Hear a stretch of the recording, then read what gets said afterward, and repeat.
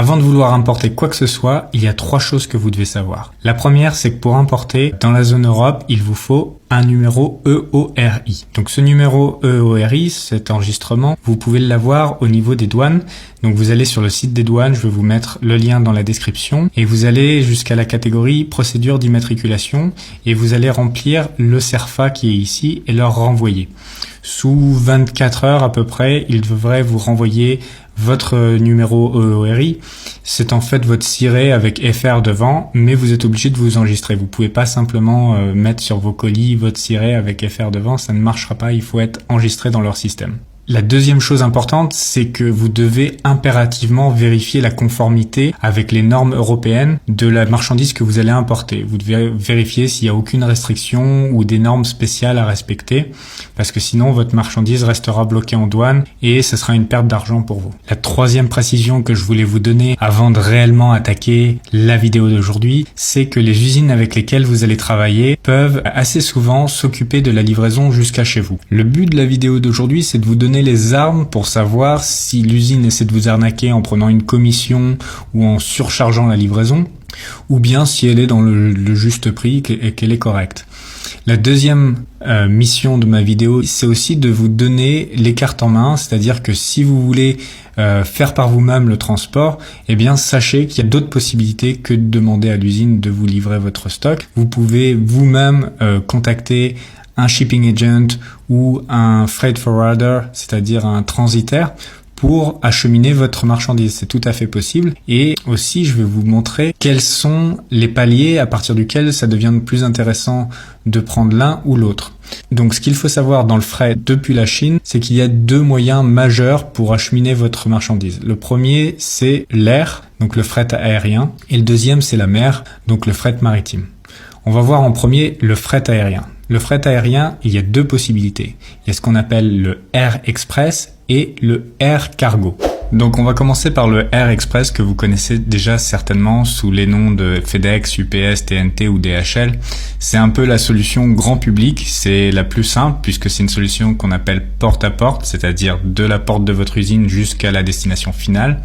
C'est une livraison qui se fait entre 3 et 5 jours, donc c'est vraiment très rapide. Le prix est entre 5 et 8 $ le kilogramme et surtout il n'y a aucune formalité supplémentaire. C'est-à-dire que le transporteur que vous allez choisir s'occupera de tout pour apporter votre marchandise du point A au point B sans que vous ayez à vous soucier de rien. Les seules choses dont vous devrez vous acquitter, ça sera les taxes d'importation et la TVA lorsque votre marchandise arrivera sur le sol européen. Donc pour résumer, le Air Express, c'est une solution clé en main où vous n'allez pas avoir à vous prendre la tête avec quoi que ce soit. Par contre, il faut savoir que c'est une solution qui devient désavantageuse si vous passez sur des cargaisons de plus de 200 kg.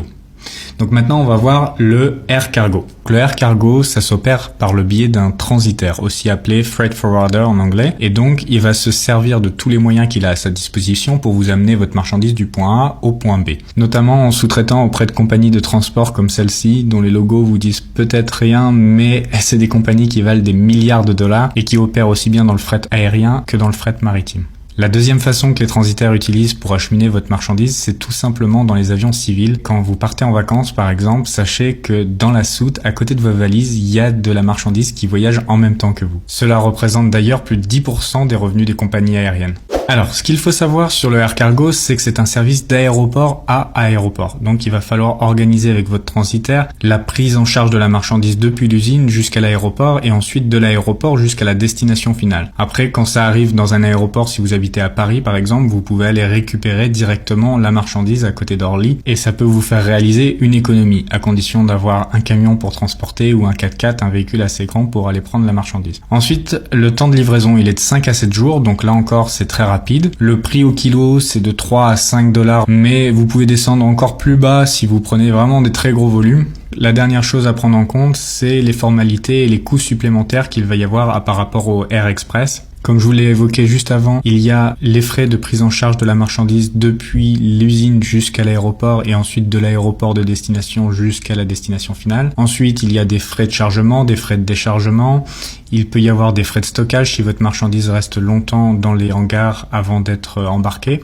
Et vous allez aussi devoir faire appel à un custom broker, ça se traduit par un courtier en douane apparemment. Et c'est un agent qui va payer les frais de douane pour vous. Donc le fait qu'il y ait toutes ces formalités et tous ces coûts en supplément, ça fait que le air cargo devient vraiment avantageux avec une cargaison d'un minimum de 200 kg. Donc pour résumer, si vous devez expédier de la marchandise de petite taille ou bien sur laquelle vous allez pouvoir effectuer des marches très importantes, la voie aérienne est vraiment la voie la plus rapide et la plus adaptée. Ce qu'il faut bien comprendre, c'est que les kilos que je vous ai indiqués, c'est du poids volumétrique. Donc ce que je veux dire par là, c'est que vous pouvez pas envoyer une boule de polystyrène qui ferait 2 mètres de diamètre mais qui pèserait seulement 1 kg.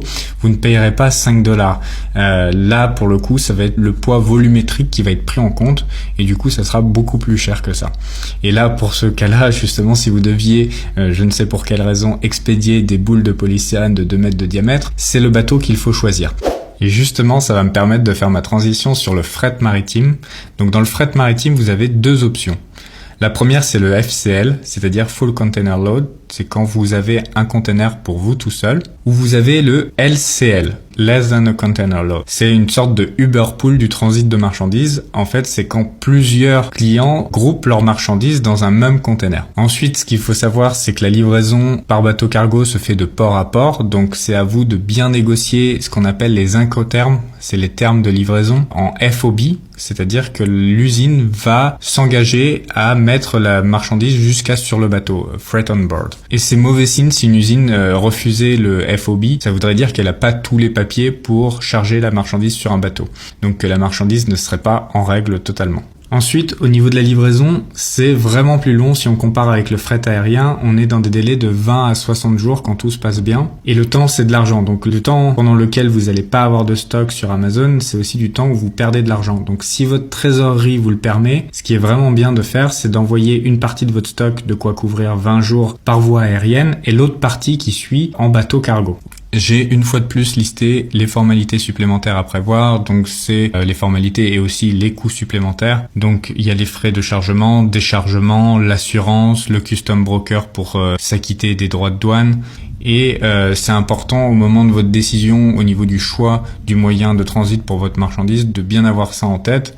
Parce que le prix au kilo a beau être en dessous des $1, quand vous additionnez tous ces frais supplémentaires, l'addition peut devenir salée. Ça devient réellement intéressant à partir de plusieurs mètres cubes de marchandises. Pour vous donner un ordre d'idée sur tous ces frais supplémentaires, je vais illustrer mes propos avec un exemple personnel. Donc il y a quelques mois, j'ai fait livrer de la marchandise depuis le port de Qingdao jusqu'à la porte de mon bureau à Paris.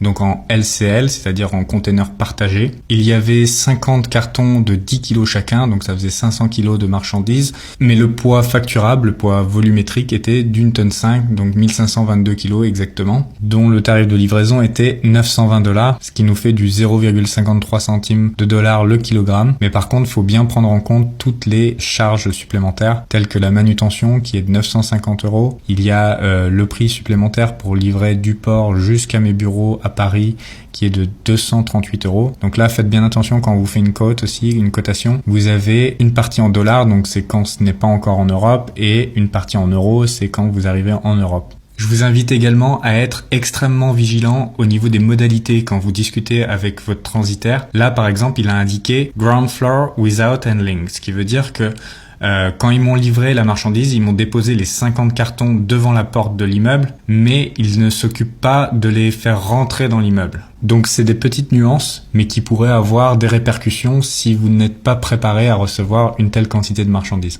Voilà, c'est sur ces recommandations bienveillantes que je vais terminer l'épisode d'aujourd'hui. Je vous ai fait un tableau récapitulatif avec la différence qu'il peut y avoir entre le Air Express, Air Cargo et le bateau cargo.